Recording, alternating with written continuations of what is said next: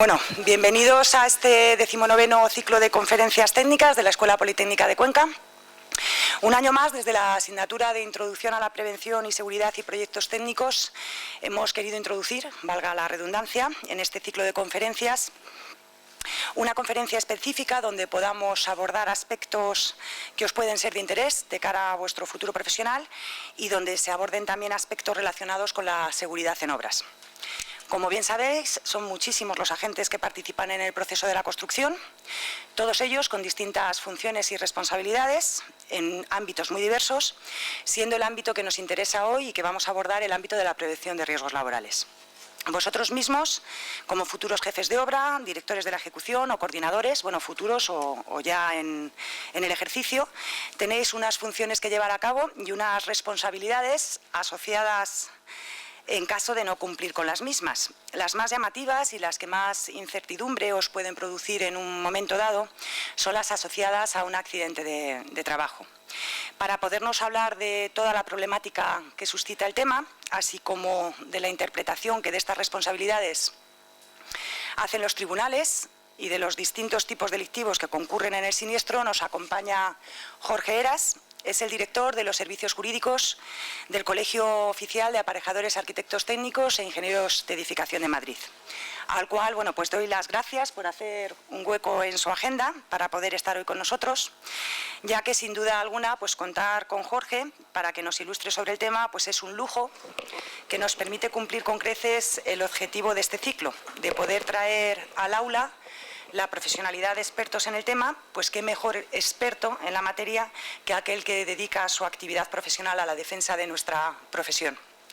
Por mi parte, nada más, pediros que aprovechéis al máximo los conocimientos de Jorge, prestando muchísima atención en lo que dice y preguntándole todo aquello lo que dudéis, pues como bien sabéis, aquellos que tenéis clase conmigo, esto forma parte del temario del examen. A Jorge no se lo había dicho, pero bueno, ya lo sabe. Dicho esto, os dejo con él y nada, daros las gracias por asistir. Jorge. Muchas gracias. Me oís bien, ¿no? Con la cosita esta. Vale, me voy a poner aquí delante, que yo creo que es más cercano y más fácil para todos.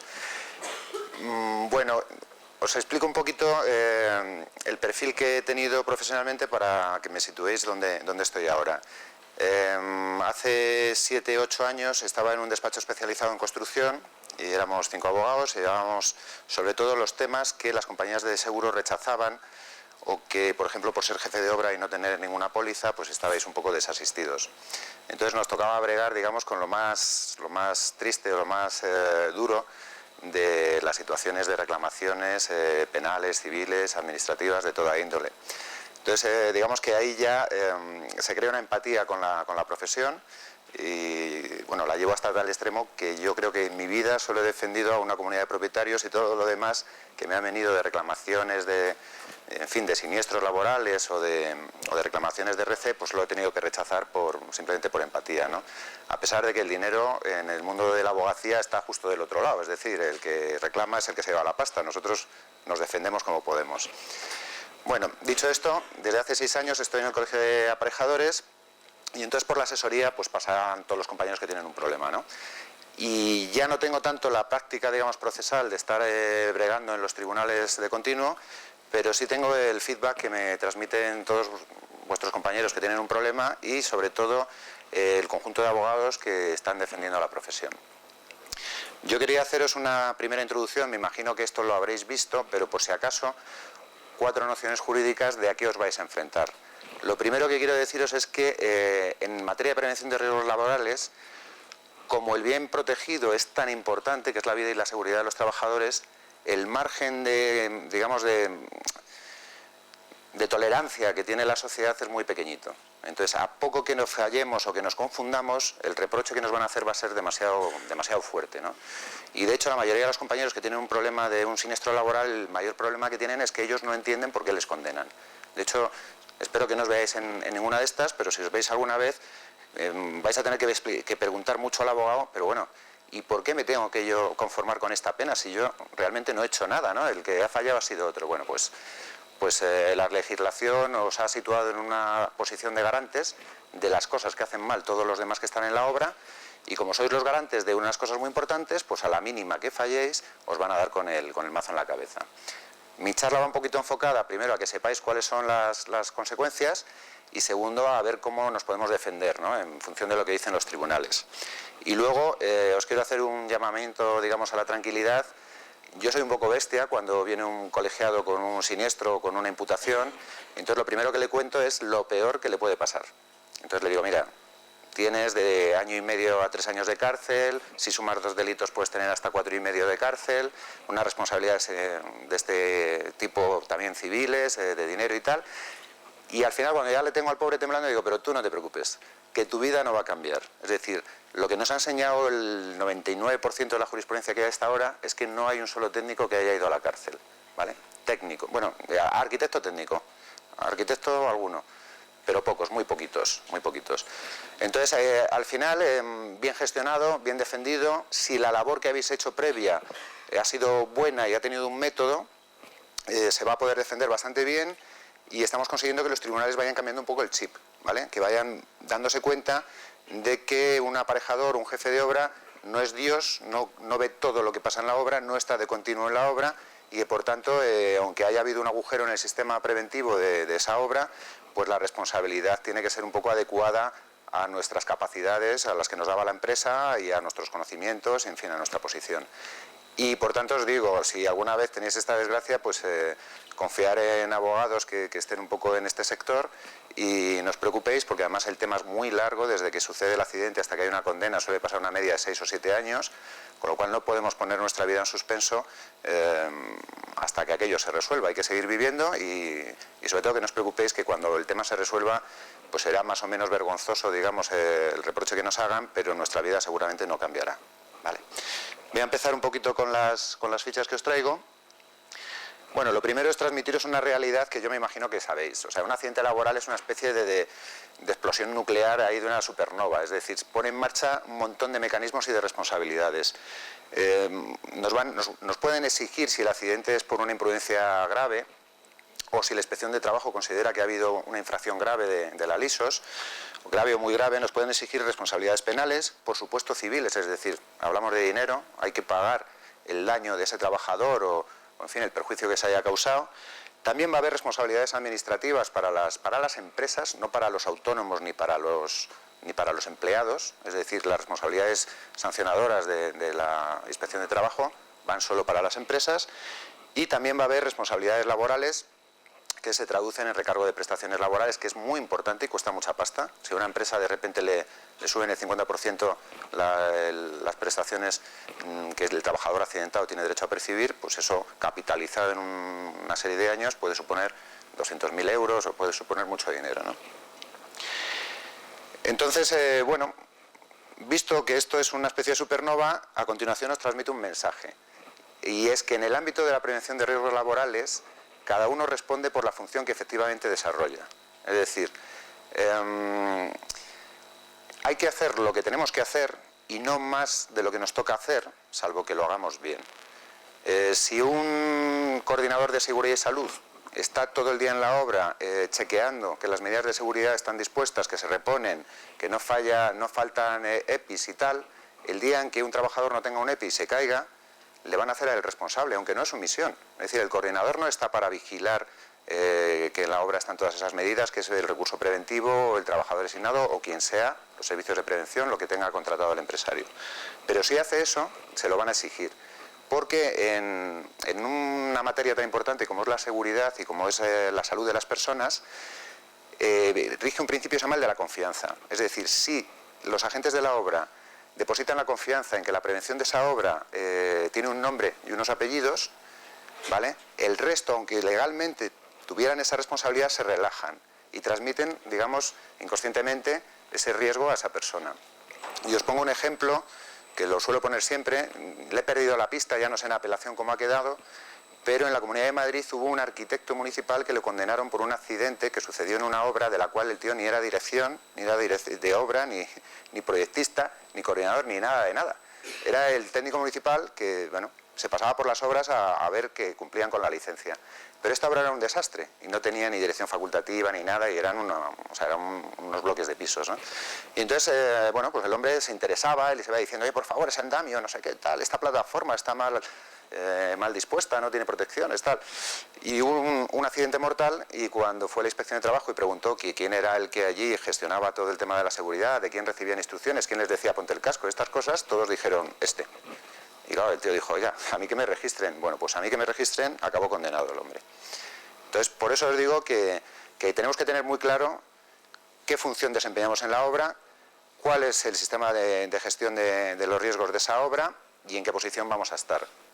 Entonces, bueno, si asumimos, porque somos buena gente y estamos muy implicados con el tema de la prevención, si asumimos funciones que no son nuestras, no podemos descuidarlas porque al final se hacen nuestras. Bueno, esto lo vamos a pasar porque entiendo que lo importante va a ser la parte penal, ¿no? Os he hecho un pequeño cuadrito, esta presentación os la dejaré, viendo qué tipo de responsabilidades en función de los sujetos pueden asumir. Las administrativas se verán muy mal, pero vamos, las administrativas, como os he dicho, es para empresas, ¿vale? Es el tema de la inspección de trabajo. Las penales, todo el mundo puede ser responsable en caso de accidente. ¿Por qué? Porque quien, teniendo conocimientos suficientes y teniendo herramientas para evitar un accidente, no lo ha hecho, es responsable del resultado, ¿vale? En principio, solo del resultado lesivo. Otra cosa ya es el delito contra los trabajadores, que luego os lo explicaré. Y por último, responsabilidades laborales, pues que bueno, pues son los que tienen trabajadores a su cargo, pero ha habido un cambio de legislación desde el año 2011 y el tema de las indemnizaciones que antes se reclamaban por la vía civil, ahora nos lo han pasado a la vía laboral. Entonces antes, por ejemplo, un trabajador no podía demandar al coordinador porque no tenía ningún contrato de trabajo en vía laboral con el coordinador, ¿no? Lo tendría con su empresa. Pero ahora han decidido, en fin, el Poder Judicial y nuestro Gobierno, que es más rápido, más eficaz, que para que estos trabajadores reciban antes la indemnización, pues que se concentre todo en el ámbito laboral, aunque también hay veces que se puede ir por el ámbito civil. Bueno, la responsabilidad administrativa os la voy a pasar porque también el tiempo está un poco justo y me ha dicho María que esto ya lo habéis visto. Simplemente hacer una mención a que todo lo que es castigar, pues hay el principio del non bis in idem, es decir, no puedes castigar a una misma persona por el mismo hecho dos veces, una en vía administrativa y otra en vía penal. Entonces, ¿qué sucede? Cuando hay un accidente, va a la inspección de trabajo y nos abre un acta de infracción, ¿vale? Y ahí propone una sanción para la empresa. Para la empresa que puede ser la contratista, el promotor o los subcontratas. En el momento en que ese acta de infracción llega al juzgado de lo penal y se abre una causa penal, bueno, al juzgado de instrucción en este caso, pues la inspección debe paralizar el procedimiento y esperar a ver qué pasa con el procedimiento penal. Porque lo que no puede es ponerte una sanción administrativa y que luego el juez del ámbito penal continúe con el tema y además al empresario le ponga también una condena penal. Entonces, como no se pueden acumular las dos condenas, se paraliza el tema, se espera a ver qué hace lo penal, si el penal absuelve, se retoma el administrativo y se sanciona. Y es importante porque las sanciones administrativas económicamente son más bestias que las penales. Es decir, para un pequeño promotor o un pequeño contratista, por ejemplo de aquí de la zona de Cuenca, que tenga, no sé, 10 empleados y entibando unas zanjas, bueno, haciendo unas zanjas sin entibación y de repente se le entierre un trabajador y fallezca o quede lesionado, le abren el expediente administrativo, le van a poner una sanción bastante gorda, 120.000 euros, 60.000, 200.000, hasta 600.000 euros, es decir, mucho dinero. Y de repente le abren la vía penal y el hombre a veces ve la luz, porque dice, mira, en la vía penal es dificilísimo que me condenen a pena de cárcel, ¿no? De tener que ir a la cárcel. Pero la responsabilidad que me puedan poner por este fallecimiento, que sean 200.000 o 300.000 euros para la familia del trabajador accidentado, esa la va a pagar el seguro todo riesgo que tenía en esta obra, ¿vale? Con lo cual eso a mí no me cuesta. Y luego, la pena que me pongan, que vamos a poner que no va a ser superior a 2 años, pues bueno, se va a suspender y yo a la cárcel no voy. Con lo cual, la viabilidad de mi empresa se va a mantener, desde el punto de vista, digamos, empresarial, ¿vale? Luego está el punto de vista, digamos, emocional, en el que estar imputado en un procedimiento penal, pues es chungo. O sea, tenéis que integrar que ninguno de vosotros posiblemente haya pasado nunca por un juzgado de lo penal, ni haya sido acusado de nada grave, y de repente entrar en ese circo, pues es una cosa muy desagradable y que hay que tomárselo con mucha tranquilidad, ¿vale? No estresarse demasiado y dejarlo en manos de los abogados. En fin. Bueno, la laboral igual, vamos a pasar. este es el primer concepto que quiero transmitiros. Tiene que ver con un accidente real que sucedió en Cataluña, que ahora, en fin, ahí lo tenéis un poco desarrollado. Están asfaltando una carretera con una especie de empresa semipública de la Generalitat y va una chica en concreto, creo que era la que manejaba la máquina pisonadora, y en una carretera de montaña sin arcén y digamos con barrancos alrededor a pico, pues la maquinista no calculó bien la distancia al borde de la carretera y la máquina se desplazó y la aplastó y murió, ¿no? Entonces, lo que dicen los servicios de prevención de la Generalitat, bueno, el Instituto Regional de Seguridad y Salud, lo que dice el técnico que hace el informe, es que el riesgo potencial era muy grande y que entonces, para evitar cualquier accidente, tenía que haber concurrido dos cosas. Primero, que tenía que haber un margen de seguridad señalizado para que el maquinista pudiera nunca pasar ese margen. Y segundo, que había que haberle puesto un señalizador adicional, una persona que fuera, en fin, de marcha atrás de cara a la máquina y le fuera diciendo para tal, para este lado, para el otro. Y entonces la sentencia del Tribunal Superior de Justicia de Cataluña lo que dice es que una finalidad desde las normas de seguridad es evitar los daños que puedan obedecer a fallos de los propios trabajadores. Una cosa que ya dice la Ley de Prevención de Riesgos Laborales, es decir, el empresario tiene la obligación de proteger a sus propios trabajadores de sí mismos. Es un poco paternalista el concepto, pero es el que tenemos. De sí mismos respecto a, digamos, a imprudencias normales.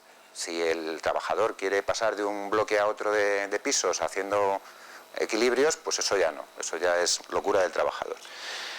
Y entonces dice que las medidas que se adopten han de superar incluso lo exigido reglamentariamente en aquellas situaciones en que el trabajo era especialmente peligroso. ¿Por qué dice esto? Porque he hecho el análisis de ha habido un muerto, ha habido un accidente, ¿qué normas de prevención hemos incumplido aquí? Y el inspector dice, pues ninguna. Entonces, se analiza las normas que se aplicaban, es un accidente anterior al 1627, justo de unos meses antes, pasa que la sentencia tarda 10 años en salir. Pero bueno, en aquel momento se aplicaba una normativa de seguridad en obras de carreteras y no sé qué, y se había cumplido. Y entonces, claro, el juez dice, bueno, pues a este señor no le puedo condenar por un delito, porque el delito lo que exige, lo primero, es que haya una infracción de las normas de prevención de riesgos laborales, ¿vale? Y luego ya, pues además, que haya habido un riesgo grave, etcétera. Y entonces dice, bueno, no hay delito, pero el sistema de prevención no ha sido bueno, por lo tanto tiene que haber algún tipo de responsabilidad, y en este caso la responsabilidad es civil, lo convierten en dinero. Y entonces dice, bueno, la empresa no puso en juego toda la diligencia que correspondía con las circunstancias, no con la normativa. Aquí van más allá de la normativa se cumplía, pero las circunstancias exigían más cuidado todavía. Y bueno, dice que tenían que haber puesto una diligencia especial. Y por tanto incumbe al dueño de la obra, así como al encargado de la misma, la adopción de todas las medidas de seguridad, incluso más allá de lo que reglamentariamente se puede exigir. En fin, al final se condena y se condena a pagar a la Generalitat un importe elevado a la familia del fallecido. Sé que no es quizás lo más interesante de la charla de hoy, que yo creo que estáis más pendientes de qué me puede pasar a mí en los juzgados, o sea, de tipo de responsabilidad personal, ¿no? y de penas, pero es importante ver que aunque sea un reproche, digamos, económico, al final el concepto es este, es decir, tenemos que velar porque la seguridad sea la que exige la circunstancia, incluso más allá de la norma. Y aquí os haría una salvedad. Yo me he encontrado con gente, sobre todo en el cambio este del Real Decreto 1627, que como sabéis crea la figura del coordinador y de repente todos los promotores de las obras dicen, anda, tengo la obligación de designar un coordinador de seguridad y salud, ¿y a quién nombro? Y entonces todos dicen, pues el aparejador que tengo aquí, que ya me hace la dirección de ejecución, pues que me haga todo. Pero que me lo haga todo de gratis, ¿sabes? Ya que le pago la dirección de ejecución, pues que haga todo. Y hubo una serie de años en que los aparejadores pues nos veíamos un poco obligados a coger esta nueva función que se había creado, pero no teníamos ni idea de en qué consistía aquello. Veníamos del Real Decreto 65 del 71, que decía que es obligación del director de ejecución el tema de la seguridad en las obras y tal, pero muy de aquella manera. Y lo que era coordinar realmente no sabíamos muy bien en qué consistía. Entonces, bueno, pues la gente empezó a llevar coordinaciones sin tener ni idea y como consecuencia de aquello empezó a haber condenas, accidentes, etcétera. Bueno, no es que ellos tuvieran la culpa, pero empezó a haber condenas serias para esta gente. Y yo me encontraba gente que me decía, mira, chicos, yo, ¿qué quieres que te diga? A mí me obligan a hacer la coordinación, me obligan a vigilar esto que yo tampoco sé tanto, y chicos, yo paso. Yo asumo que me puedan imputar, ¿sabes? Pues si tengo la mala suerte, pues me imputan y se acabó. Y yo les decía, estás loco. Es que tú no puedes asumir que un tercero al que no le has preguntado pierda la vida o pierda la salud porque tú pasas. Esa es la responsabilidad que yo os quiero transmitir. Es decir, no se trata de qué me va a pasar a mí, sino de que lo que yo hago va a provocar consecuencias malas para otras personas. Y eso no podemos decir yo lo asumo, no, perdona. El trabajador que fallece no te ha dado permiso. Y por eso los jueces son tan bestias en este tema, porque entienden que el reproche tiene que ser así, y yo estoy muy de acuerdo con ellos, ¿eh? Otra cosa es que, en fin, luego hay que ver caso por caso, que no se vuelvan locos y nos imputen por sistema. Bueno, pequeña introducción para que sepáis de qué estamos hablando. Primer concepto, tenemos dos delitos que se pueden dar simultáneamente, casi siempre se dan simultáneamente cuando hay un accidente, ¿vale? Pero también pueden ir por separado. Un primer delito, empiezo con el delito más light, que es el delito contra la seguridad de los trabajadores, que requiere tres cosas. Primero, que haya una infracción en las normas de materia de prevención de riesgos laborales. Casi siempre va a haber una infracción, porque la normativa es extensísima y además es compleja, y además incluso los convenios del sector de la construcción también tienen su propia, digamos, apartado que se convierte en norma de obligado cumplimiento en materia de prevención de riesgos laborales, etcétera. Además tiene que haber un riesgo grave, ¿vale?, para la seguridad o la salud de los trabajadores. Riesgo grave y concreto, es decir, no vale con decir, es que en el forjado de arriba no había protecciones y había un riesgo seguro, ¿no? No, perdone, se trabajaba en esa planta porque si estaba cerrada, no hay un riesgo concreto, grave e inmediato. Y luego, la infracción de las normas también tiene que ser grave. No todo va al ámbito penal, solo van aquellas actuaciones que son más inaceptables, ¿no? Es decir, el derecho penal es la última razón de la sociedad para reprocharle algo a nadie, ¿no? Cuando ya no caben más reproches decimos, pues a lo penal, que esto es ya lo definitivo. Y luego hay un matiz que es importante, que es decir, ¿quién puede cometer el delito? ¿Lo podemos cometer todos? ¿El jefe de obra? Pues no todo el mundo puede cometerlo. Este delito en concreto solo lo podrían cometer los que están legalmente obligados a facilitar los medios de seguridad. ¿Y quiénes son los legalmente obligados? Los que dice la ley de prevención, los que dice el 1627. En principio, el empresario dice la ley. Es decir, todas las obligaciones preventivas que podéis ver en el 1627 son para el empresario, quitando unas poquitas que veremos que son del coordinador, ¿vale? Entonces, en principio, los abogados nos defendíamos diciendo, oiga, me está imputando un delito que yo no puedo cometer. Os pongo un ejemplo, hay delitos que solo pueden cometer funcionarios públicos. Hay un capítulo exacto que es delitos de los funcionarios públicos, la prevaricación. Pues si yo no soy un funcionario público, no puedo dictar una resolución injusta a sabiendas. Con lo cual, pues un particular no puede cometer ese delito. Entonces, aquí decíamos, oiga, el coordinador no tiene obligación de prestar medidas de seguridad a los trabajadores y por tanto no le puede usted acusar ni le puede condenar por esto. Y los jueces, como son muy listos, dijeron, bueno, vamos a darle una vuelta a la cosa. Entonces, vale, este tío no puede ser el sujeto activo del delito, el que lo comete, pero sí es el cooperador necesario, el cómplice en español, ¿vale? Y entonces la pena del cómplice y la pena del autor en España es la misma. Y entonces nos condenaban, pues como cooperadores necesarios a este delito. Con lo cual, agotada esa vía de defensa, pues ya hemos tirado la toalla por ese camino y hemos buscado otras vías de defensa. El delito del 316 es un delito en principio que se hace porque se quiere, es decir, es un delito doloso. Es decir, que yo asumo que no estoy prestando las medidas de seguridad que debería o haciendo la labor preventiva que debería. Y bueno, no es que quiera que nadie se mate, pero bueno, pero soy consciente de que ese riesgo lo estoy generando. Eso es lo que es el dolo, es decir, conocer y aceptar potencialmente las circunstancias o las consecuencias. Y luego tiene una figura que es el artículo 317, que es cuando no es que conozca y acepte, simplemente es que no he sido bastante listo, no he dedicado el tiempo suficiente a pensar en la gestión de la prevención en esa obra, no he hecho todo lo que tenía que hacer y bueno, y eso pues genera una situación de inseguridad, ¿vale? Las penas son distintas, ahora las veréis, y luego redactaron un artículo 318 que esto es para los temas de grandes empresas y tal, ¿a quién condenamos? Antes, por ejemplo, el empresario pues era el representante legal de la empresa. Imaginaos a Florentino Pérez, se llama, el del Madrid. Pues ese hombre, por todos los accidentes que tenga su empresa, lógicamente no va a ir él a declarar y va a estar imputado.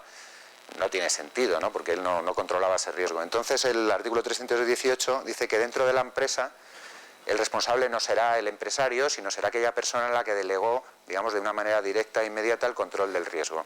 Es un poquito para afinar por qué los jefes de grupo o los jefes de obra o determinados delegados de grandes constructoras acaban imputados. Bueno, aquí os pongo algunos ejemplos de situaciones inseguras. Este delito es autónomo, es decir, no necesita que haya un accidente. Simplemente va a la inspección y aprecia pues esos tíos que están ahí arriba trabajando a borde de forjado, sin ningún tipo de protección, anclaje ni nada que se le parezca. Este tipo de redes mal tiradas, de cualquier manera, suciedad en la obra, falta de organización, de señalización, un tablón ahí de mala manera cubriendo a mitad un hueco. En este caso, pues un poquito lo mismo. Esto es de un accidente real, accidentes unas fotos tomadas por un servicio que tenemos en Madrid, que es un servicio de intervención rápida en caso de siniestro. Nos llaman los colegiados y le decimos, mira, salte de la obra, vete a un bar, tómate un café, espera que llegue nuestro técnico y luego ya veremos cómo hablamos con la inspección y con el Instituto Regional o con la policía. Porque en caliente te pilla de sopetón el nervio, el susto y eres capaz de confesar allí la muerte Manolete y bueno, todo lo que se te ocurra, ¿no? Entonces, lo primero que hacemos es tranquilizarles y luego ponerles un asesor. Y a partir de ahí, yo como abogado, mi consejo es siempre no digáis nada, es decir, si se puede decir menos, mejor decir menos que más. Mantener una actitud cooperativa siempre, pero pues decir, pues mira, tengo que investigar, tengo que recopilar la documentación, tengo que hablar con los que han sido testigos, porque raramente vais a ser testigos del siniestro, siempre vais a llegar antes o después, ¿no? Entonces, mantener un poquito ese perfil, ganar tiempo y analizar luego con calma y con un perito o con alguien experto qué ha pasado y por dónde podemos defendernos.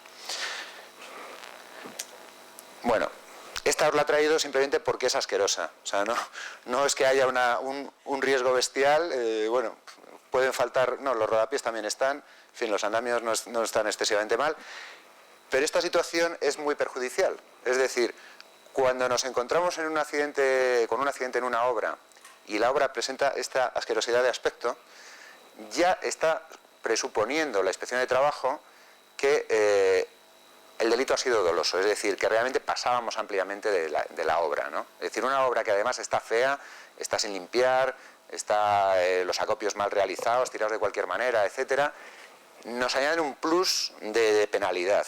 Entonces esto es lo que hay que evitar. Por tanto, ¿cuál es la consecuencia que hay que extraer? Pues yo lo digo mucho, cuando vayáis a una obra que esté mona y coqueta y recogidita y que las cosas se hagan bien, tirar fotos. Y cuando hay un accidente, yo al perito le digo, no me tires solo fotos del sitio donde el señor se ha caído porque faltaba una barandilla, o estaba o no estaba, o lo que sea. Tírame fotos de conjunto. Yo quiero ver lo mona que está la obra. Porque en un momento dado, en la sala, ante el juez y ante la inspección de trabajo, me va a valer esas otras fotos de conjunto para decirle al juez, oiga, sí es verdad, aquí hemos sido un poco tontos, no hemos pensado lo suficiente, aquí faltaba un pasador en una barandilla, lo que sea, no lo pudimos ver, no se nos ocurrió, pero mire usted qué primor de obra teníamos, es decir, es que esto ha sido sin querer. Y entonces, en vez de calzarnos el 316, que es un delito doloso y que tiene sus consecuencias, que os explico, nos calzan un delito imprudente, que es el 317. Aparte de que tiene menos pena, porque el 316 es de 6 meses a 3 años, si no recuerdo mal, de pena. El 317, pues 3 mesecitos, arrestos domiciliarios o incluso se sustituye por una multa, ¿vale? Pero aparte de este matiz, por eso os ponía la diapositiva, es que es muy importante que no nos caigan delitos dolosos. Porque aparte de que sois muy jóvenes y tenéis una larga vida por delante para delinquir en otras ocasiones, yo tengo la obligación de protegeros para los siguientes delitos. En fin, nadie está libre de salir pasado mañana de una cena de empresa o de aquí de la universidad y que nos paren en la primera rotonda, soplemos, demos positivo y un delito contra la seguridad del tráfico, ¿no? Y ese sí es doloso. Entonces, los delitos dolosos, aunque suspendas la pena, bueno, lo voy a explicar de otra manera. Los delitos imprudentes, se puede suspender la pena, te condenan a 6 meses de cárcel, no vas, se suspende la pena, el propio juez la suspende. Pero si cometes más adelante otro delito, bien porque se te caiga un trabajador, bien porque te hacen una parada en tráfico, bien porque te peleas con tu cuñado y le partes la jeta y te condenan por un delito de lesiones, ¿vale? Esa pena del delito doloso no crea, digamos, antecedentes de tal manera que la siguiente pena podemos volver a suspenderla. O sea, el principio general es que si tengo una pena en suspenso y delinco, la siguiente la cumplo, ¿vale? Pues esta es la excepción. Mientras los delitos sean imprudentes, ¿vale?, no me impiden suspender la siguiente condena. Mientras que si el delito es doloso, como digamos que tengamos la mala suerte de que nos cacen con otro delito, pues ya el segundo, aunque nos pongan 3 meses, vamos al trullo. O sea, no podemos decir, no, suspéndamelo que es menos de 2 años, y te dicen, no, oiga, ya le suspendí 1. Si usted es un delincuente doloso, es decir, que sabe lo que hace y lo que quiere, pues pasa por el aro. Entonces, por eso mi interés en que las cosas, digamos, si se hacen bien, las documentéis bien. Bueno, esta es otra situación. Este en concreto está cogido de un blog de arquitectura técnica de un compañero vuestro y que además supuso también una visita de la Inspección de Trabajo y levantó la correspondiente acta. No llegó al juzgado, pero fue objeto de sanción, ¿no? Y ahí se monta una borriqueta de mala manera, apilando ladrillos, ningún tipo de protección ni nada, y la verdad es que puede haber una caída mortal incluso, ¿eh? No sé si hay 2 metros, pero bueno, que hay mucha suciedad, hay mucho pico, hay mucho arista, como te caigas para atrás y se te vaya el casco, te puede pasar algo. En fin, esto es un poquito la introducción a los delitos de riesgo. Y ahora vamos con los delitos de muertos, como digo yo, o sea, los delitos de que hay resultados dañosos. Bueno, estas son las penas que os he dicho antes, ¿no? De 6 meses a 3 años y multa de 6 a 12 meses. Sí os aclaro una cosita, el tema de la multa depende de vuestra capacidad económica. La multa se pone en días, ¿no? La mínima que os van a poner son 180 días. Entonces, hombre, pues para un trabajador joven que todavía no tiene un caché alto, que vive pues de alquiler o en casa de los padres o en un piso compartido, pues le van a poner 5 euros, 6, 7, 8 al día, pero ya es una pasta multiplicar por 180, ¿vale? Para un trabajador que tiene sus 20 años de experiencia y tiene ya su piso pagado, su hipoteca y tiene varios trabajos, le pueden calzar 50 euros al día, con lo cual la cosa se va bastante. La ley permite entre 2 y 400.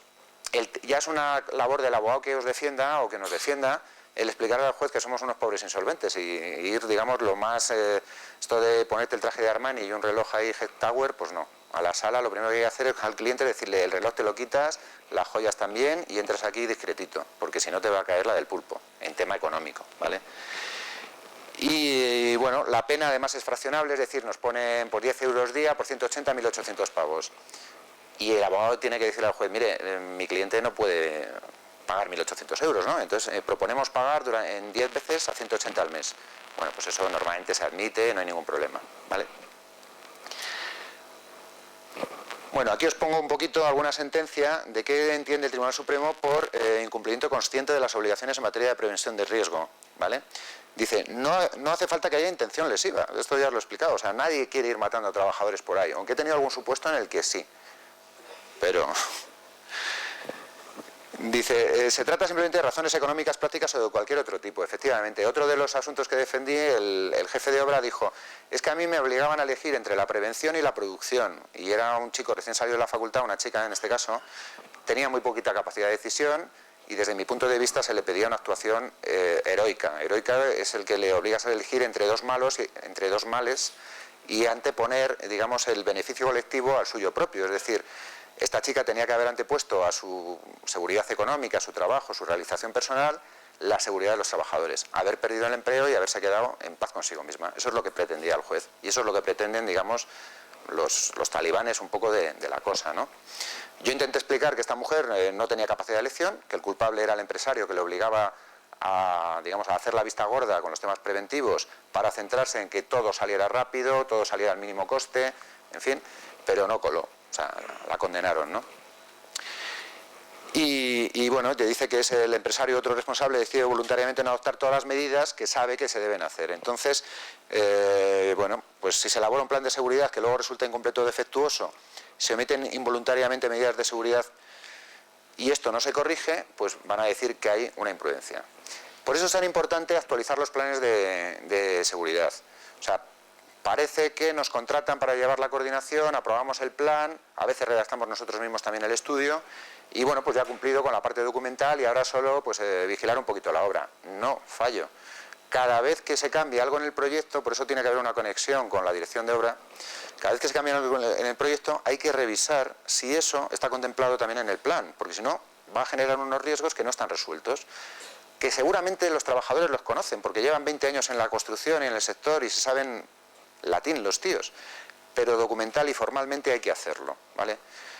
Porque el trabajador solo va a ser culpable de un siniestro cuando haya desobedecido la normativa de prevención conscientemente, esto es con intención y además con conocimiento, es decir, tiene que ser un trabajador formado e informado de sus riesgos el que decide voluntariamente saltarse aquello. Si el trabajador ha hecho una burrada, pero no le habíamos informado de las determinaciones del plan, pues el juez va a decir, mire, no era un trabajador formado o informado y por tanto es culpa del empresario y de todos los que hay alrededor. A ver, pasamos a otra. Bueno, esto es un supuesto práctico que va a la inspección y acaban todos condenados. Bueno, todos no, vais a ver a los que condenan.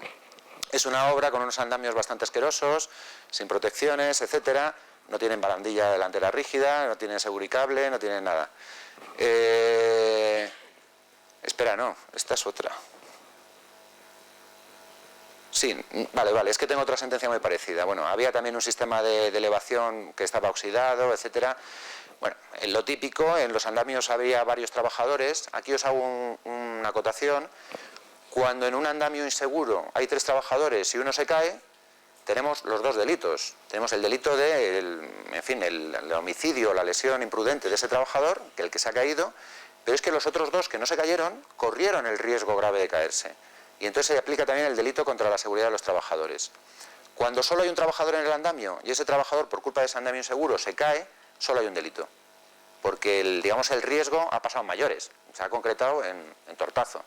Entonces se subsume el delito menor, el de seguridad contra los trabajadores, en el otro. Pero cuando hay, que es casi siempre, ¿no?, cuando hay un colectivo de 2, 3, 4, 5, 6 trabajadores en una situación de riesgos y solamente uno se lesiona, pues se aplican los 2 delitos y por tanto se suman penas. Bueno, la escalera de servicio también carecía de barandilla, existían huecos y aberturas carentes de barandillas de protección, en fin. ¿Quién estaba implicado? El arquitecto, que en este caso y curiosamente era autor del estudio de seguridad y coordinador de seguridad y salud. No es un supuesto lógico, yo creo que es un campo que los arquitectos han abandonado, abandonaron en su día y ahora quieren quizá recuperar porque el mercado está muy mal. También os digo una cosa que se sale un poco de la esfera de la conferencia, pero ya os lo comento. Estamos haciendo un análisis de los créditos que hay que estudiar de distintas materias en las distintas titulaciones universitarias de grado, ¿no? Tanto en arquitectura como ingeniero de caminos, ingeniero de obras públicas, ingeniero industrial, ingeniero agrícola, arquitectos técnicos. Entonces hemos elaborado un comparativo de créditos y resulta que los créditos que dan en arquitectura de prevención de riesgos laborales son de chiste. Lógicamente no me extraña que hayan abandonado un poco el sector porque es un sector en el que hay que estar preparado. Hay que tener conocimientos y además un método para documentar, para pensar, para elaborar la prevención de esa obra. Bueno, curiosamente aquí al empresario no le condenan o no le condenan mucho porque la empresa no puso trabas ni limitaciones en la facilitación de medidas de seguridad. Es decir, la subcontrata que aportaba las medidas colectivas pedía más redes y el empresario decía, como estas, y soltaba la pasta. El arquitecto decía, oye, necesito, pues no sé, cualquier medida de seguridad, y el empresario siempre decía que sí, y además lo acreditaban, porque como se comunicaban por correo y tal. Y entonces el juez al que suele ser el responsable, que es el contratista, pues ahí no le hizo gran reproche. Sin embargo, al arquitecto le dice, usted no solo era el coordinador de seguridad y tal y cual, dice, es que además iba mucho a la obra, ¿vale? Incluso estaba ahí el día que el inspector de trabajo se presentó a levantar un acta de lo mal que estaba la obra y por tanto no podía ignorar la situación asquerosa que tenía esa obra en materia de prevención. O sea, usted era consciente de lo mal que estaba todo, ¿vale? Y también conocía por su formación qué medidas habría que haber adoptado. O sea, concurría todo en él. Tenía capacidad de mando, tenía conocimientos técnicos y tenía conocimiento directo de la situación, con los ojitos de verlo. El aparejador, pues en este caso curiosamente lo absolvieron. ¿Por qué? Porque él no fue coordinador de seguridad y salud, ¿vale? Y además la posición, digamos, de control del cumplimiento de la normativa de prevención estaba ya ocupada por el arquitecto. Y todo el mundo, lo que os he dicho antes, confiaba en que el arquitecto gestionaba esa materia. Entonces el juez dice, pues tiene usted razón. Fijaros que yo le habría condenado. Porque si decimos del arquitecto que tenía 2 ojos, que tenía conocimientos técnicos y que tenía capacidad de mando para resolver aquello y para conocer lo mala que era la situación, pues hombre, el arquitecto técnico tiene todo eso también. Pero bueno, en este caso se apiadó de él o lo gestionó bien su abogado y lo dejaron al margen, ¿vale? El juez dice que la conducta del arquitecto técnico queda aminorada o atenuada por la confianza que tenía que darle el saber que había dos personas encargadas del tema de seguridad. Uno es el empresario, lógicamente, y el otro es el arquitecto superior. Y que además tenían un nivel jerárquico superior. Bueno, esto de la jerarquía de la obra es una mandanga, no os la creáis, y esto son unas cosas que hay que desterrar. Es decir, ni el arquitecto tiene jerarquía superior sobre el arquitecto técnico, ni viceversa, ni el promotor es superior al arquitecto técnico al arquitecto, esto son tonterías. Cada uno tiene sus funciones y cada uno tiene, vamos, igualdad de rango y de todo. Esta es otra sentencia, muy rapiditamente, también en la que faltaban protecciones colectivas, los ascensores no se habían protegido. Curiosamente, las empresas que instalan los ascensores en los siniestros que yo he visto tienen unos protocolos de seguridad muy buenos y normalmente confías en que la propia instaladora va a gestionar ese tema y lo va a gestionar bien, pero claro, alguien tiene que verificar que esto sucede, ¿no? Y además el coordinador de seguridad tendrá que hablar con la empresa instaladora de ascensores y con la empresa contratista para ver cómo se va a proteger esos huecos y cómo se van a enterar unos trabajadores de que aquello, en fin, está bien. Como anécdota os cuento un siniestro en el que no resultó condenado a nadie porque un trabajador apareció en el hueco no llegó a matarse, gracias a Dios, apareció caído en el hueco del ascensor. Los huecos estaban protegidos con puntales extendidos, 3 puntales por cada hueco. Y cuando llegó el SAMUR, porque hay un protocolo con el Ministerio de Trabajo y con la policía y los juzgados y tal, entonces en cuanto llamas al SAMUR se activa, va la policía, va todo el mundo. Cuando llegaron allí y le levantaron, el trabajador tenía los pantalones bajados y había un mojón debajo. Entonces, la conclusión de todas las fuerzas del orden fue: este tío ha quitado un puntal por no irse a la caseta de servicios. Es decir, le ha dado el apretón y el tío ha dicho, pues en el hueco del ascensor. Entonces, hombre, hasta ahí no podemos controlar, ¿no? Pero es que esto, os digo que es un siniestro real. Bueno, en este caso en concreto cayeron todos. Aquí condenaron hasta el tato. Al arquitecto técnico, que además era coordinador, el encargado de la obra. Bueno, anécdotas de estas, pues el que luego esté en la construcción verá miles, ¿no? Pero yo os pongo un ejemplo porque, bueno, en fin, aunque es escatológico tenía que ver y perdonármelo. Bueno, aquí condenaron a todos porque el juez entiende que todos ellos tenían capacidad, tenían conocimientos, tenían 2 ojos, habían apreciado los riesgos y ninguno hizo nada, ¿no? Y entonces eran garantes de la seguridad de los trabajadores y la Inspección de Trabajo hizo un informe bastante cañero, ¿no? La conclusión de esta sentencia, que yo no comparto, es que el sujeto activo del delito contra la seguridad de los trabajadores puede ser cualquier persona que venga obligada a velar por la seguridad y salud. No. El Código Penal lo que dice es aquel que tenga la obligación de prestar medidas de seguridad, que es otra cosa distinta, ¿vale? Y en materia penal los jueces tienden a ser muy técnicos, es decir, si no cabe en la letra exacta del artículo del Código Penal, eso no es delito, ¿vale? De hecho, solo lo que hay en el Código Penal es delito. Lo que hay por ahí en otras normas, eso nunca puede ser delito. Quitando algunas especiales, como, en fin, el delito de contrabando, que tiene también una regulación paralela y tal. Pero bueno, os pongo la sentencia a título de ejemplo para que veáis que en una nos absuelven y en otra nos condenan. No hay una coherencia porque tenemos un montón de juzgados y cada juez pues tiene su librillo. Incluso por provincias pues puede haber que las audiencias provinciales vayan unificando criterios, pero no son los mismos en la costa que en Madrid y ni los mismos en Jaén, por ejemplo. Bueno, pasamos al delito de muerte, como digo yo. El artículo 142 regula el homicidio imprudente y el 152 y siguientes lo que son las lesiones. No necesitáis, digamos, memorizar artículos ni nada de esto. Esto está aquí, está en el Código Penal. Ni siquiera los abogados los memorizamos, porque para eso están los códigos. Pero bueno, os doy la referencia por si alguno tiene curiosidad de leer exactamente lo que dice, ¿no? el artículo. En este caso, como es un delito imprudente, ¿vale? No se exige una voluntad deliberada de matar o de lesionar a nadie. Es decir, se parte de que si yo he cogido al trabajador y lo he tirado por la barandilla, eso ya es un homicidio normal y corriente o un asesinato. Para que sea imprudente es porque no me di cuenta, ¿no? Y realmente al juzgado, cuando analiza estos accidentes, no le importa cuál es la causa directa, digamos, del accidente. Le basta con establecer que el resultado que se ha producido, el lesivo, esa lesión o esa muerte, si se hubieran cumplido las medidas de prevención establecidas en la ley y en el plan, ese resultado habría sido otro. ¿Vale? Es decir, si tú aplican ellos, Claro, esto es muy fácil, es decir, a todo pasado es muy fácil decir, pues mira, falló esto. Ya, pues en una obra con 50 trabajadores y no sé cuántos tajos es muy complicado prever todo, ¿no? Pero digamos que lo que hacen los jueces es decir, bueno, ¿qué medidas se incumplieron? Si hubieran estado puestas, ¿el tío se habría matado? Sí. Bueno, pues es un caso fortuito, es una fuerza mayor, es un lo que sea, no hay responsabilidad. Si las medidas hubieran estado implantadas, ¿se habría matado? No. Entonces es delito. Delito de, ahora vamos a ver de quién, ¿no? De quién es el delito. Y esto me lleva a otro ejemplo que, bueno, en Jaén yo no recuerdo qué juzgado es, pero vamos, habría que hacer un monumento al juez porque dicta unas sentencias buenísimas y además normalmente no suele absolver. En un tema en concreto, un trabajador se electrocuta cuando intenta desenchufar una hormigonera, ¿vale? Se la lleva al pecho, como está el tío todo sudado y tal, hace arco y le deja frito. Y entonces la Inspección de Trabajo detecta 7 incumplimientos de normativa de prevención de riesgos laborales. Primero, que no tiene equipo para trabajo eléctrico.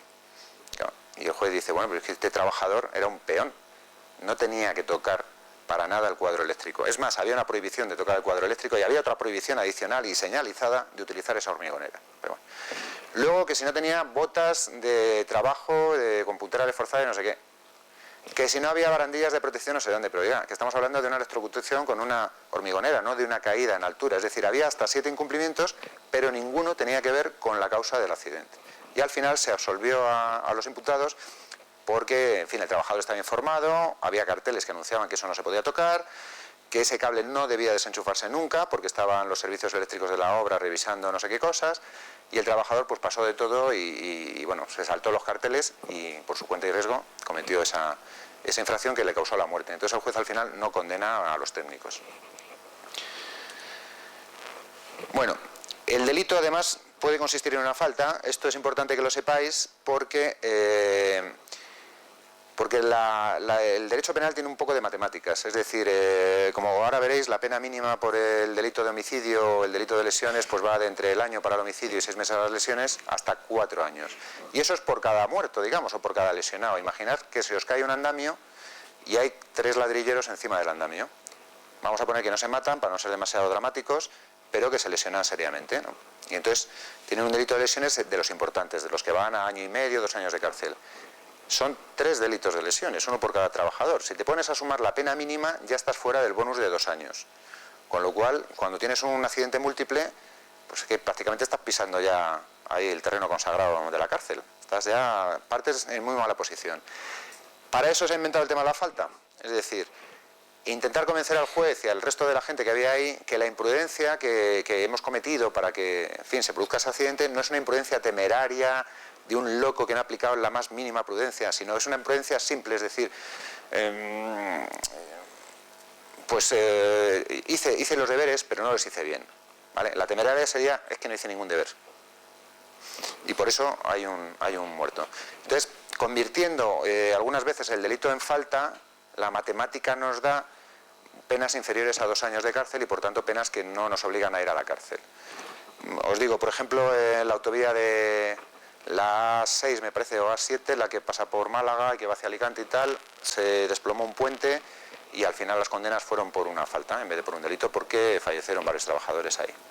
Estaban colocando la cimbra de uno de los puentes de la autovía y en fin, se soltaron una serie de anclajes. Luego mucha gente resultó absuelta a posteriori. El informe pericial lo hizo Jesús. Si algún día tenéis una charla de informes periciales, os traeré ese informe porque es para enmarcarlo. Es un informe con fotografías muy bonito, como cuenta todo y cómo le lleva al juez a la conclusión de que, en fin, que ahí no ha habido un homicidio. Bueno, ¿qué tiene de buenos las faltas? Pues que no causa antecedentes penales. Podemos tener un montón de faltas y al final tenemos un delito y eso otro no son antecedentes que nos impidan extinguir el delito. Y luego en una falta, si el lesionado va al juez y dice, oiga, que yo a este le perdono, pues perdonado quedamos. Esto sucede con las faltas y con los delitos, digamos, de índole más personal, ¿no? Las injurias y tal. Cuando la vecina de arriba te ha puesto con un pellejo y acabáis en el juzgado, pues si llega la vecina y dice, mire, que le perdono, pues entonces el juez ya no te condena. Perdón, de los pocos delitos en que se extingue, ¿eh? Por ejemplo, antes los delitos de las agresiones sexuales, hace ya mucho tiempo, el perdón también podía extinguir la pena y era una barbaridad, porque Normalmente son víctimas que actúan bajo coacción, bajo miedo, etcétera, etcétera. Y entonces en esos delitos, como en todos los demás, el Estado dice, mira, yo tengo que proteger a los más débiles y aunque esa gente diga que perdona, yo estoy obligado a sancionar al que ha actuado mal, ¿no? Entonces, me importa 3 pepinos lo que diga la víctima, yo voy a seguir adelante con los delitos. De hecho, estos delitos de los que hablamos, contra la seguridad de los trabajadores, la Fiscalía General lanza periódicamente instrucciones a todos los fiscales de España diciendo, oiga, no dejen escapar vivos a los imputados, porque hubo una época en la que la verdad es que era muy fácil salirse de un delito.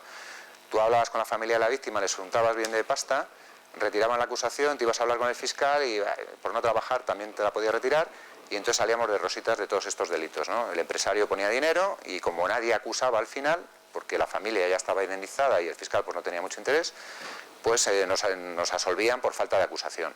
Porque en España, para que te condenen, tiene que haber alguien que te acuse. El juez no acusa, tiene que haber un fiscal o una acusación particular.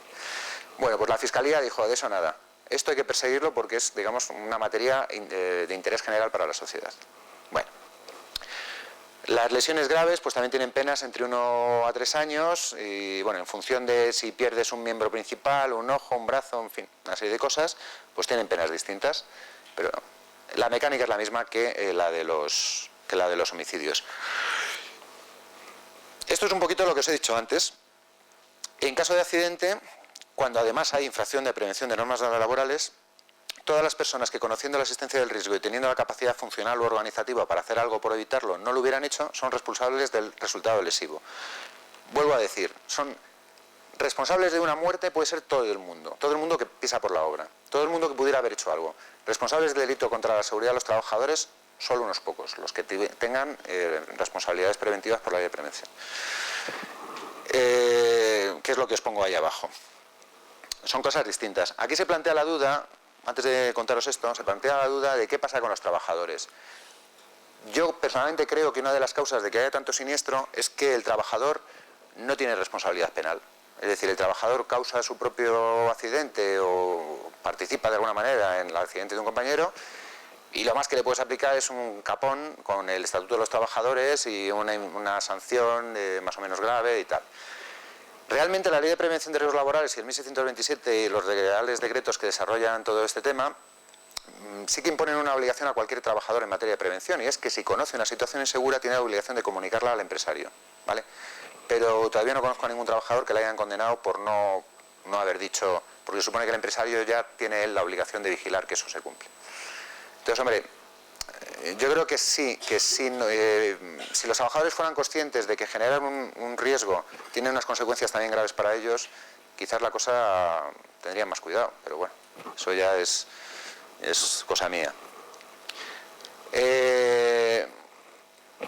Os pongo aquí una pequeña sentencia, un pequeño extracto de una sentencia en el que dice que la inexperiencia de un empleado o la imprudencia no temeraria no puede exonerar al empresario. El empresario tiene la obligación de proteger al trabajador siempre.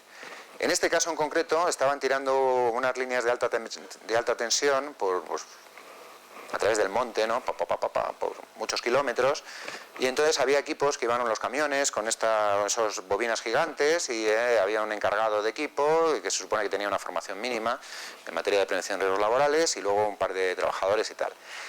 Y aunque estaban formados, se confiaron a la hora de manipular el hilo gordo el carrete, y no lo bajaron como era el protocolo de trabajo que tenían. Entonces pivotó y le aplastó uno la pierna, ¿no? Y entonces la empresa decía, mire, yo he hecho todo lo que podía, es decir, he instruido a esta gente, les he desarrollado un protocolo, pero como están por el monte, yo no puedo vigilar que lo cumplan. Y el juzgado le dijo, de eso nada. Si están por el monte, usted pone un señor que vaya por el monte, un delegado y además si el riesgo es tan grave, un recurso preventivo o lo que sea, le compra una moto, le compra un burro, usted piense cómo, digamos, vigilar ese cumplimiento de las medidas de prevención. Pero no diga que como era complicado no las vigilo. Y aquí es, digamos, que la sentencia les condena en el ámbito de lo laboral a abonarle las indemnizaciones correspondientes. Bueno, ¿qué circunstancias permiten exonerar a un empresario? Léase jefe de obra, porque ahora veremos que los jefes de obra sois, digamos, los delegados de prevención del contratista en caso de accidente. Pues lo primero que vamos a mirar la inspección de trabajo y los peritos y los técnicos es que se cumpla el plan. Bueno, lo primero es que el plan contemple el riesgo, ¿vale? Porque no olvidéis que la obligación de hacer el plan es del empresario. Y luego, claro, el empresario puede hacer un plan que sea una mierda, pero traslada la obligación al coordinador que lo aprueba, porque este debería ponerle reparos y no aprobarlo hasta que, digamos, resuelva todos los riesgos. Lo segundo, que se estuviera cumpliendo el plan en el momento del accidente. Lo tercero es que existan las protecciones colectivas individuales adecuadas. Lo cuarto es que el trabajador esté formado e informado. Canales de comunicación en la obra, fundamental. Cuando un coordinador, cuando un jefe de obra, cuando alguien, digamos, en la pirámide preventiva toma una decisión que es importante para gestionar algún riesgo de esa obra, esa decisión no puede quedarse en su carpeta. Esa decisión tiene que circular. Entonces yo siempre recomiendo que se coloquen las modificaciones del plan de seguridad, las instrucciones del libro de incidencias o cualquier, digamos, orden e instrucción que se pueda dar en materia de prevención de riesgos, que se coloque en el tablón de anuncios de la obra, que se entregue a los delegados de personal de los trabajadores de las empresas afectadas, que te firmen un recibí de eso, para que luego no puedan decir, es que yo no lo sabía, perdone, usted no lo sabía porque no ha querido saberlo, porque yo se lo he dado y lo tengo registrado, ¿vale? Por supuesto que haya una estructura organizativa preventiva en la empresa y en la obra, aunque sea mínima, pero tiene que haber una estructura. Y luego, a veces es interesante que cuando el trabajador mete la pata de una manera un poco descarada, la empresa le abra un expediente sancionador o disciplinario, aunque sea pactado, y le diga, mira, te vamos a poner una sanción, 15 días sin empleo ni sueldo, no sé qué tal, no te preocupes que ya te lo daremos en B. Pero digamos que la escenificación de esa reacción de la empresa es buena de cara a que luego un juez de lo penal, que va a venir mucho más tarde, pueda decir, bueno, pues es que esta empresa hizo lo que pudo. Porque esto lo vamos a resolver, el expediente laboral, en 3 o 4 meses y el juicio de lo penal va a salir dentro de 5 años. Entonces, si hemos actuado con todas las herramientas que la ley nos da para perseguir la inseguridad, incluso contra el propio trabajador, tampoco es malo. En estos casos, el accidente se produce por una inadecuada evaluación del riesgo por el trabajador, es decir, causa exclusiva del trabajador, o bien por causa fortuita o fuerza mayor. Cuando el accidente es por causas compartidas, es decir, el trabajador está muy tonto y se ha pasado y no ha, en fin, ha estado tal, pero además yo también he fallado, el juez no suele dar con el mazo en la cabeza a los responsables, ¿vale? Lo que hacen es rebajar quizás un poco las consecuencias punitivas del tema, habida cuenta de que había una concurrencia en la producción del siniestro por parte del trabajador, que ha estado ahí muy torpe. Un ejemplo de esto también, ya por distender el momento y ser dicharachero, me contaba un juez que en un siniestro en el que un trabajador se cae de un andamio, pues no era mucho, pero bueno, era un piso y medio o 2 pisos, y se cae con un capazo de estos llenos de cemento, y bueno, vamos todos a juicio, el hombre queda lesionado de la espalda, útil, es decir, es una persona que no ha tenido unas secuelas graves, pero lo suficientemente tocado como para pedir ya la incapacidad total, quedarse en casita, encantado de la vida. Perfil 50 y pico de años, deseando retirarse de la construcción, nos arrastra a todos al juzgado, nos imputa a todo el mundo, y entonces el día del juicio, era manchego el hombre porque era como muy directo y un poco bruto, le dice al juez, claro, no, había un andamio en un lateral del edificio, otro andamio que cubría, porque estaban haciendo cerramiento a ladrillo, otro de los laterales, y entre un andamio y otro había un par de metros de distancia, ¿no? Y entonces, en vez de bajar un andamio, dar la vuelta al edificio, subir el otro andamio y seguir con el cierre, lo que hace el trabajador es engancha el capazo, 30 kilos de cemento ahí, y da un salto. Y entonces le dice al juez, señoría, cuando yo iba por el aire, noté un crack en la espalda y se me vino el mundo abajo. El juez dijo, se pueden ir todos los que están en la sala porque este tío sale lesionado solo, ¿no? Es decir, ¿a quién se le ocurre saltar con 30 kilos de un andamio a otro? Bueno, pues ese tipo de burradas, pues en fin, no somos responsables nosotros. También os digo, si se os ocurre una manera de evitar que hagan esas burradas, no está de más. El tema de la circulación de las obras, el tema de la señalización es una cosa muy importante. Es decir, los trabajadores tienden a ir, pues como todo ser viviente, o como las rectas, de un punto a otro por el camino más corto, ¿no?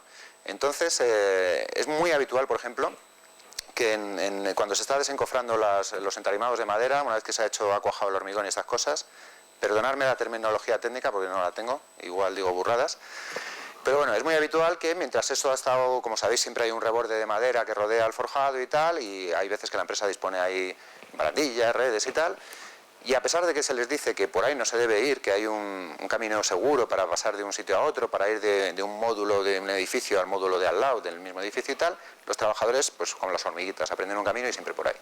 El día que la empresa empieza a quitar los puntales de ese forjado, pues muchas veces que ni se acuerdan de decírselo a los otros trabajadores que andan por la zona. Entonces empiezan a quitar puntales, pum, pum, pum, pum, pum, y los trabajadores siguen yendo por un sitio que tenían prohibido. Y acaban pisando donde falta el puntal y se pegan el tortazo, ¿no? Entonces, y este también es un supuesto real, ahí lo que se discutía es, está prohibido, tengo un cartel con el itinerario que se debe seguir, está más o menos señalizado con una cintita roja y blanca muy mona, que hace el trabajador y pasa. Entonces, si se puede poner una valla que cuesta más y pesa, mejor.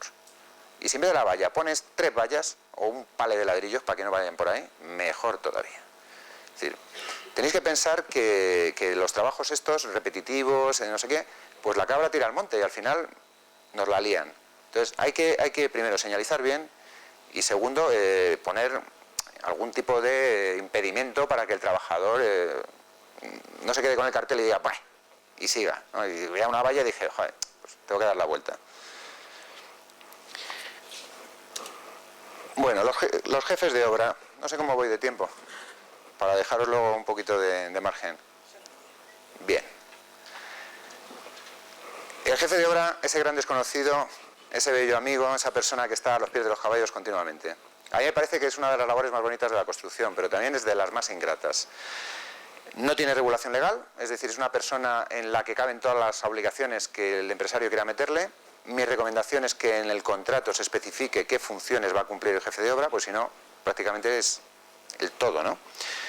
Lo único que dice la LOE es que el constructor deberá designar un jefe de obra, esta es la única mención legal que existe al jefe de obra, que será su representación técnica y que por titulación o experiencia debe tener la capacidad para hacer el trabajo. Bueno, pues titulación evidentemente la nuestra, es un nicho, digamos, que no está regulado por atribuciones, es decir, es un nicho de trabajo en el que cabía cualquier titulado y sin embargo nos lo hemos ganado los aparejadores o los arquitectos técnicos o los titulados de grado. Y por otro lado, los constructores, pues había que empezar a pedirles un poquito de algo, ¿no? A los contratistas, aparte de la boina y el móvil. Tenían que tener un poquito de más de formación que lo que dice el convenio, que posiblemente se queda muy corto. Tiene unos cometidos muy básicos de organización, control técnico, económico, administrativo, es decir, un poco de todo en la obra. ¿Y qué responsabilidades tiene este hombre? Pues todas las del empresario.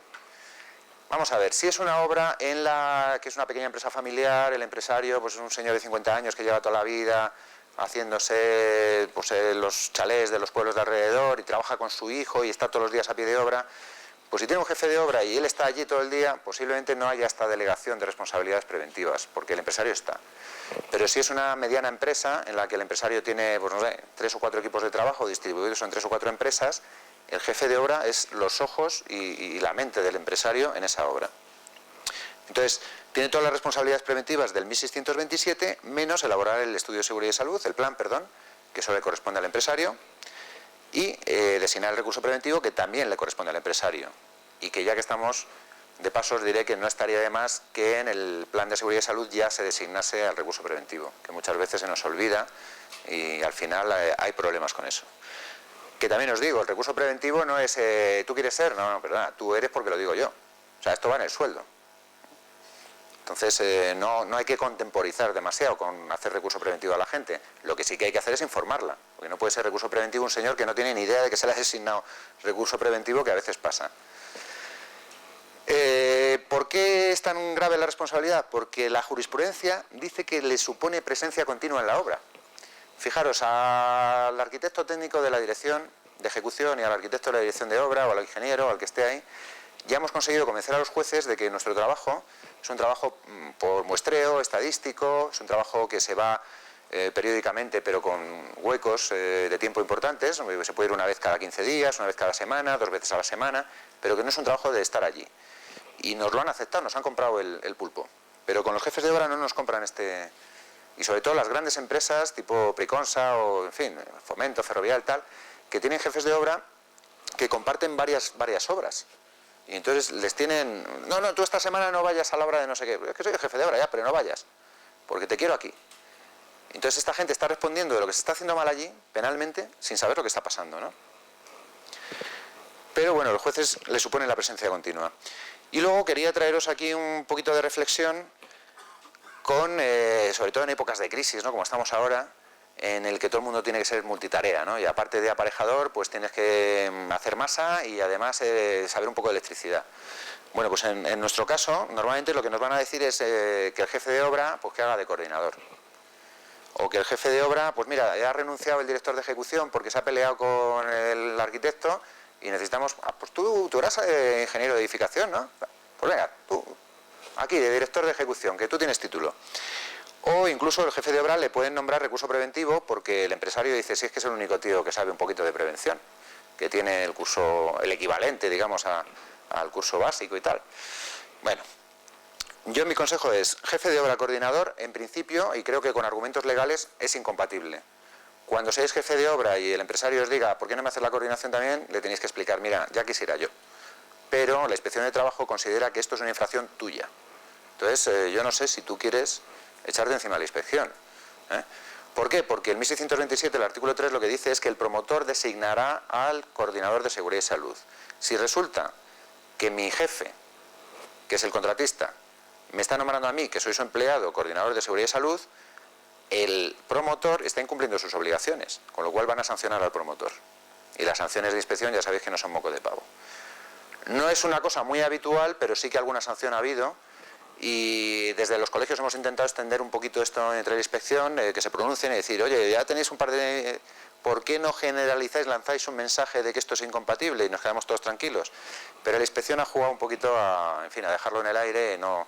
Pero bueno, nos ha dado los argumentos para que ya tenemos bastante siendo jefes de obra, joder, si encima nos hacen coordinadores, os aseguro que como se rompa una uña a un tío, vamos para adelante. O sea, hemos metido todos los huevos en la misma cesta. Jefe de obra, director de ejecución, yo no le veo mayor problema desde el punto de vista de prevención de riesgos laborales. En fin, son figuras un poco incompatibles porque el director de ejecución vela por los intereses del promotor en contra, digamos, de las ansias del contratista de meterle yaques y peros, pero no hay ninguna norma en la ley que diga que no se puede, ¿no? Entonces, pues se puede. Y jefe de obra, recurso preventivo, pues hombre, tampoco hay ninguna incompatibilidad. Yo creo... De hecho, desde el Consejo General de la Arquitectura, Fran, el abogado, publicó un artículo en Cercha diciendo que él veía que era incompatible porque necesitas una serie de potestades y de tiempo y de herramientas que o te dedicas a una cosa o te dedicas a la otra, si no, no vas a hacer nada bien. Pero legalmente no hay incompatibilidad. Bueno, yo aquí al jefe de obra me he echado un poco así... En fin, la manta por la cabeza y se me ha ocurrido hacer una serie de consejos que ya os reconozco que son de un voluntarismo y de un buenismo increíbles. Es decir, ya me gustaría que pudierais hacer estas cosas, sé que no. Es decir, ¿qué tiene que hacer un jefe de obra? Saber delegar y tener una estructura preventiva y organizativa clara. Bueno, hasta ahí sí. Apoyarse en la dirección facultativa y en el coordinador de seguridad y salud. Saber delegar cuando tengan quién. Es decir, cuando haya trabajadores formados en materia de prevención de riesgos laborales, etcétera. Utilizar medios que dejen rastro de las órdenes sensibles y demuestren celo en la prevención. Esto es muy importante. Muy importante. Fijaros, el director de ejecución y el director de obra tienen el libro de órdenes, ahí escriben lo que se les ocurre, hacen actas de obra. El coordinador hace unos informes maravillosos que continuamente manda a la propiedad diciéndole todo lo que se hace, lo que no se hace, lógicamente protegiéndose él, porque para eso los que escribimos siempre contamos la verdad de nuestro lado. El coordinador tiene el libro de incidencias. Y ahí pues él pone lo que considera, lo que se hace mal, lo que se hace bien, lo que se debe corregir, en fin. Y el jefe de obra, que se pasa el día clamando en el desierto diciendo a una serie de gente que no quieren hacerle caso, por favor no subáis al tejado sin ataros, que antes de subir al tejado mirar que no llueva, que no sé qué. Y los tíos estos muchas veces pasan movidos por la necesidad económica, porque tienen que llevar un jornal a casa y el día que no ocurran pues no hay jornal. Entonces, mi consejo es que el jefe de obra tenga también un registro. Estos servicios de prevención lo tienen y es copiar el formato, es decir, es una libreta de estas que tiene autocopiativos como recibos, donde que te la puedes hacer tú en cualquier estanco, donde diga obra de no sé qué, instrucciones que da el jefe de obra, don Pepito Pérez, vosotros, al trabajador en blanco de la empresa, el día a rellenar. Y entonces esto se hace no cuando el tío ya está haciendo el pino puente allí con 2 botellas de whisky, ¿no? Esto se hace antes de. Llegas al Tajo y, a ver, ¿qué vamos a hacer hoy? No, pues tenemos que acabar la cubierta, tenemos que meternos en pocería, tal. Entonces les dices, a ver, los de cubierta, ¿cómo te llamas? Paco. Paco responsable, ya queda ahí. Antes de subir a cubierta, que todos lleven los EPIs. Cuando asomes, que haya un punto de anclaje, que se anclen todos antes de nada. Al volver, en fin, cuatro cosas muy básicas, no hace falta 4 cosas. Los de pocería, ¿qué equipo vais a llevar? ¿Qué dice el plan? Esto, bueno, ¿lo vais a hacer así? Sí. ¿Cómo te llamas? Tal, responsable. Y lo pones.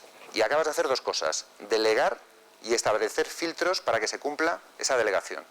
O sea, no vale delegar y decir, tú, responsable de que todo funcione. Y el otro dice, ¿de qué? Hay que decirle el qué, el cómo, incluso establecer filtros. Es decir, y os pongo un ejemplo también real. En las obras del Metro de Madrid, que no sé si sabéis, cayó gente como chinches. Lo que pasa es que como estábamos en la bonanza económica y además eran todos africanos, pues la verdad es que no se le dio tanta trascendencia en los medios, ¿no? Pero una de las cosas que falló era un cabestrillo de estos, con el que se bajaba, en fin, a los pozos, los ladrillos y tal. Y el cabestrillo se soltó el tornillo Hilti y entonces hubo una investigación. Y al final fue que el producto del fabricante de Hilti, que fijaros si es la leche supuestamente, pues había dado un error, se hicieron ensayos en un laboratorio y el tema había dado un error. Pero el sistema era el siguiente. La empresa que utilizaba el cabestrillo no lo instalaba otra subcontrata. Y luego había una tercera subcontrata que verificaba que estaba bien instalado. Es decir, ni siquiera la que utilizaba tenía que revisar que lo que había hecho otro estaba bien, sino un tercero. O sea, ya era un sistema de control sobre control sobre control, ¿no? De tal manera que, y además todo esto documentado, que dices, bueno, si falla algo, sé quién va a ser el responsable y no yo. Por eso cuando delegamos, si establecemos un sistema de control de lo vas a hacer tú, y antes de poner en producción esta unidad lo va a verificar este, entonces ya hay 2 tíos con nombre y apellidos que dicen, coño, me acaban de colocar el marrón a mí. Y nosotros nos podemos quedar tranquilos. En fin, más cosas. Exigir de subcontratistas y proveedores en fase de contrato el cumplimiento del plan de seguridad y salud. Bueno, esto quizás sea labor del project, quizás sea labor de un consultor, quizás a veces es labor del jefe de obra, ¿no?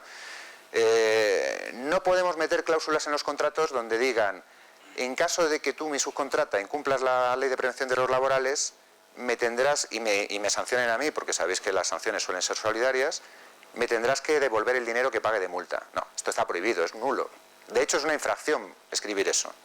Pero lo que sí podemos decir es, en caso de que yo detecte incumplimientos de la normativa de prevención de riesgos, o del plan, o de cualquier otra tal, te penalizaré con 1.000 euros día la obra, o con 500, o con quien sea.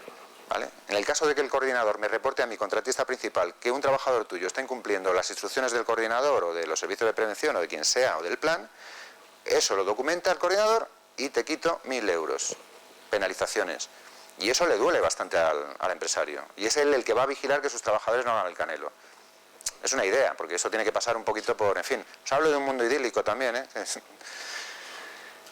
Y bueno, pues nada, más ideas, ser interlocutor con los servicios de prevención, exigir el cumplimiento de las obligaciones, asumir el volumen de trabajo que te permita llevar un control sobre las obras, en fin, esto sería muy bonito. Tener seguro propio, yo también lo recomiendo, es decir, los jefes de obra nunca les van a demandar porque la casa tenga goteras, no son sujetos demandables por ese motivo, o porque la estructura esté mal, pero sí son sujetos muy sensibles en caso de accidente, ¿vale? Entonces, hombre, tener un seguro económico que te dé defensa jurídica buena, pues no está de más. ¿Por qué? Porque hay veces que los intereses de la empresa son incompatibles con los tuyos. Porque la responsabilidad del empresario te la va a trasladar a ti. Entonces, si él se defiende, vas a defenderse diciendo, mire, yo hubiera querido hacer las cosas bien, pero contraté a un jefe de obra que era un incapaz. Entonces, la culpa es de este tío.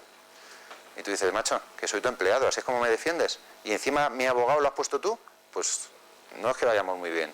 Entonces, interesa tener un abogado propio, si sois jefe de obra. Bueno, ya para acabar, una sentencia donde dice que el jefe de obra o el encargado o tal si no existe una delegación concreta y específica por parte del empresario en un trabajador, se entiende que el empresario ha delegado en el jefe de obra, ¿vale? Y por tanto, si pasa un accidente, pues va a ser este el que persigan. Y abajo cuenta lo que os decía. Dice, por lo tanto, la imposibilidad que tienen los técnicos, a diferencia de figura como el encargado de la obra o el recurso preventivo, de vigilar y controlar en todo momento estos trabajos, se alza como principal argumento de su defensa. Es decir, a los técnicos sí les absuelve, porque no podían vigilar todo el rato, pero al jefe de obra lo machaca, porque podía estar ahí. Bueno, he traído supuestos prácticos, he traído más cositas, pero creo que el tiempo, si queréis tener un poquito de charla o de preguntas, pues lo podemos dejar aquí. A ver si tengo algo más. Tengo más sentencias, en fin, jurisprudencia y sentencias.